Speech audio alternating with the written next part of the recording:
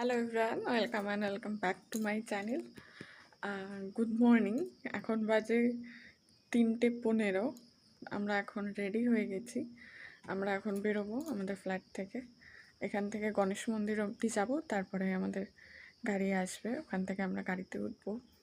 এই যে বাইরে পুরো রাত, আমরা এখন রেডি। আমি আর কিছু এক্সট্রা করে রেডি হইনি, খালি ড্রেসটা পরেছি, চুলটা আঁচড়েছি, এটুকুই। আর বাকি সমস্ত কিছু নিয়ে নিয়েছি। আর এখন তো রেডি হতে ইচ্ছাও করছে না, সেই জন্যই। তো চলো, আগে যা যা হবে আমি দেখাতে থাকছি। আর আমরা গাড়িতেও উঠে পড়েছি 4:30, আর আমরা এখানে এসে গেছি। অনেক লাইন আছে গাড়ির, এখনো রাত্রি আছে। চলো। এই দিগলিপুরের ট্যুরটা ছিল ওর অফিসের সমস্ত কলিগদের সাথে, তো আমরা সবাই মিলেই গেছিলাম দিগলিপুরে। সূর্যোদয় হচ্ছে, আর আমরা এই দোকানটা এসেছিলাম চা কফি টফি খেতে।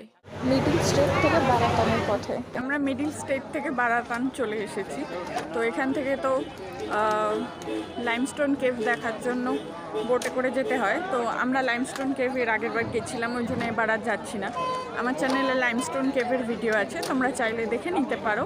তো এখন আমরা অপেক্ষা করব, আর ওরা লাইমস্টোন কেভটা দেখে আসবে, তারপর আমরা এখান থেকে বেরোবো অন্য কিছু দেখার জন্য। ওরা লাইমস্টোন কেভে গেছিলো, আর আমরা এদিকে ব্রেকফাস্ট করে নিলাম। তারপর ওরা আসলে আমরা সবাই মিলে মাড ভলক্যানো দেখতে গেলাম। আমরা এখন এসেছি মাড ভলক্যানো দেখতে। আমাদের ডে 1-এর প্ল্যান ছিল পোর্ট ব্লেয়ার টু বারাতান, বারাতান টু রঙ্গত।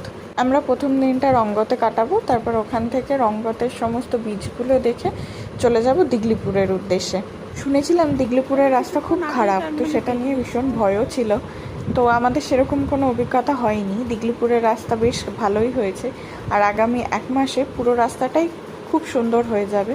তো আমরা মাড ভলক্যানো থেকে বেরিয়ে দুপুরে খাওয়া দাওয়া কমপ্লিট করে নিয়ে আমরা চলে এসেছিলাম রঙ্গতে। রঙ্গতে আমরা এসেছিলাম মরিস ডেরাতে। মরিস ডেরায় বেশ কিছুক্ষণ ছিলাম, ওখানে অনেক ফটো তোলা হলো, অনেক ভিডিও নেওয়া হলো। প্রথম দিন বেশ ভালোই লাগছিল সবার সাথে থেকে। আমি তোমাদের সাথে পরপর এই ভিডিওগুলো শেয়ার করতে থাকবো, তোমরা দেখো কেমন লাগছে।